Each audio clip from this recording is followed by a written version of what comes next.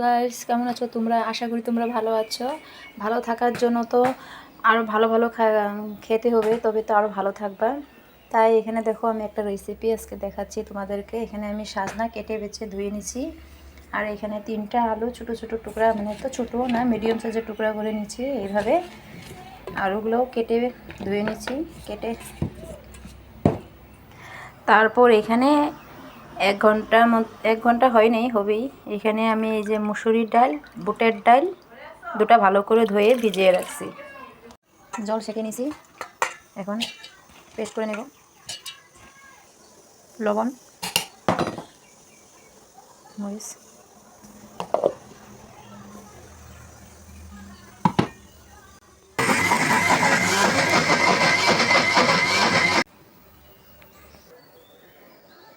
সুন্দর পেস্ট হয়ে গেছে।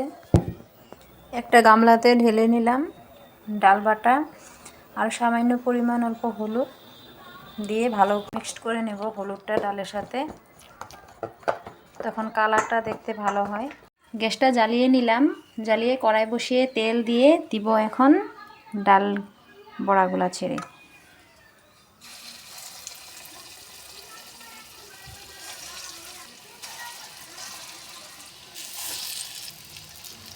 এরকম একা হাতে করা যায় না। আমি অনেক দিন ধরে ভাবছি মসুর ডাল, বুটের ডাল ভিজিয়ে বড়া করে সাজনা দিয়ে রসা করব। অনেক দিন ধরে ভাবতে ভাবতে আজ রেডি করলাম।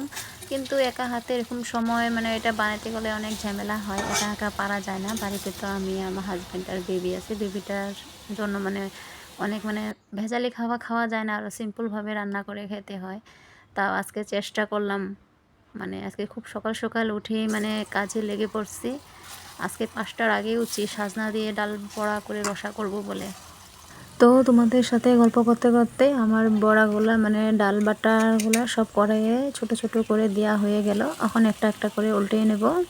একটা একটা করে সবগুলো বড়া উল্টে নিয়েছি। এখন ওই পুষ্টাটাও লাল হয়ে গেলে আমি নামিয়ে নেব।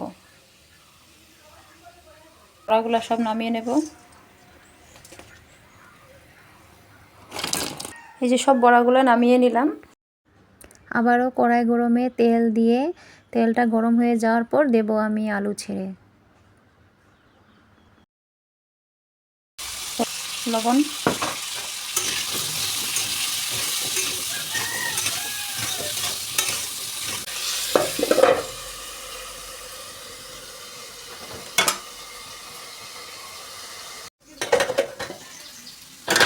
আলুগুলো ভাজা হয়ে গেছে, আলুগুলো নামিয়ে নেব। আবারও কড়াই গরমে তেল দিয়ে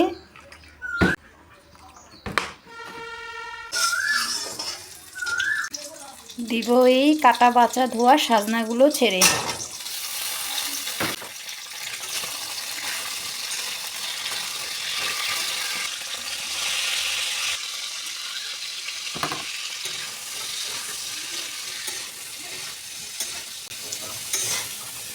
এখানে একটা বাটিতে অল্প হলুদ, লঙ্কার গুঁড়া, জিরার গুঁড়া,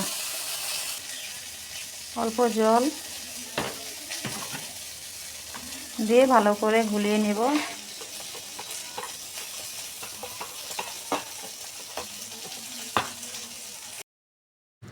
কড়াই গরমে তেল দিয়ে দিলাম আমি এখন জিরা ছেড়ে, শুকনো লঙ্কা,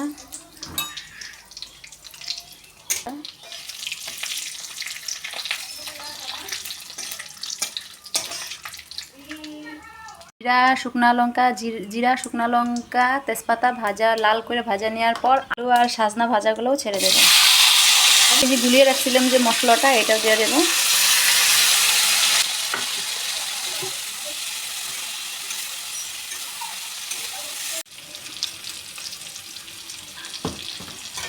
লবণ দিয়ে ভালো করে কষিয়ে নেব। বাস হয়ে গেল আমার কষানো।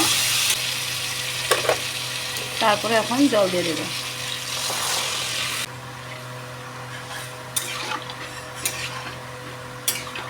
এই যে এখানে ঝোল উতলাচ্ছে। ঝোলের বলক আসার পর আমি ভেজে রাখা ডালের বড়াগুলো দিয়ে আর অল্প সময় জাল করে নামিয়ে নেব। বেশিক্ষণ জাল করব না, নাহলে ডালের বড়াগুলো ঝোল শুকিয়ে দেয়, তার জন্য বলছি। নাড়াচাড়া করে এখন নামিয়ে নেব।